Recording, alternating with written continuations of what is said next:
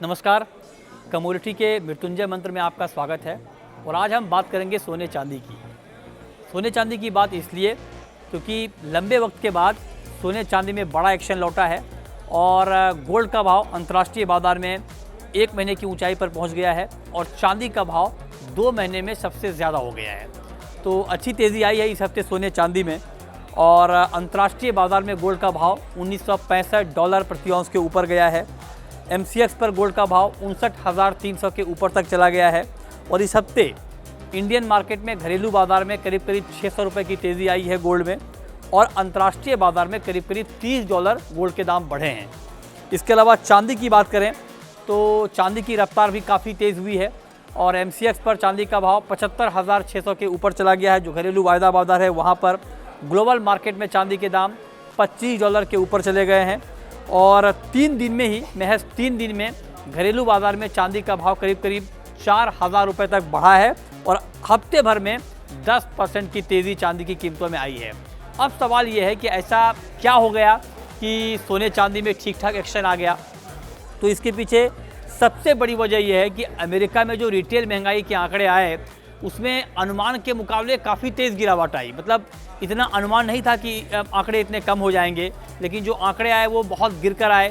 3% पर रिटेल महंगाई के आंकड़े वहाँ पर पहुँच गए, जो कि 28 महीने का लो है। मतलब 28 महीने में अमेरिका में महंगाई का ये सबसे निचला आंकड़ा है महंगाई का। इससे हुआ ये कि जब महंगाई के आंकड़े घट के आए तो डॉलर में बहुत तेज़ गिरावट आ गई और डॉलर का इंडेक्स करीब 15 महीने के निचले स्तर पर आ गया।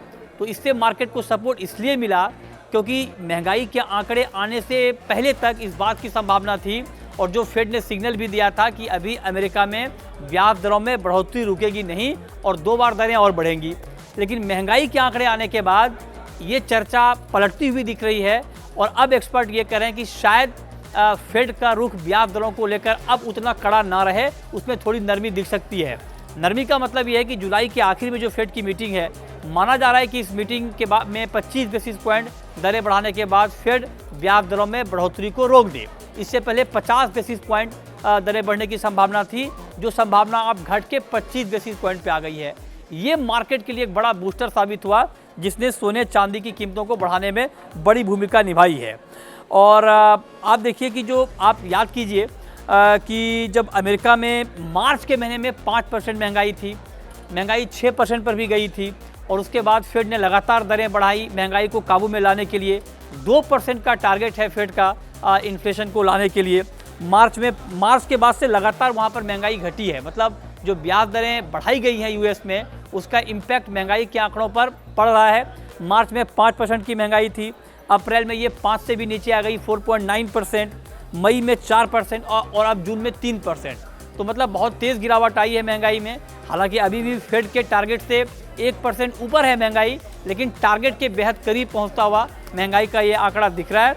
तो लिहाजा ये सब वजह हैं जिससे सोने में और चांदी में तेज़ी आई है। जानकारों का ये मानना है कि मार्केट में ये तेज़ी आगे और बढ़ सकती है।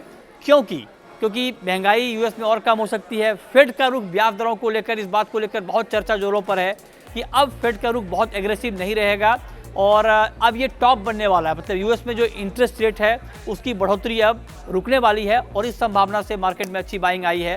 तो मतलब ये कि आगे के लिए फंडामेंटल अभी मजबूत दिख रहे हैं, तो तेज़ी की संभावना बनी हुई है।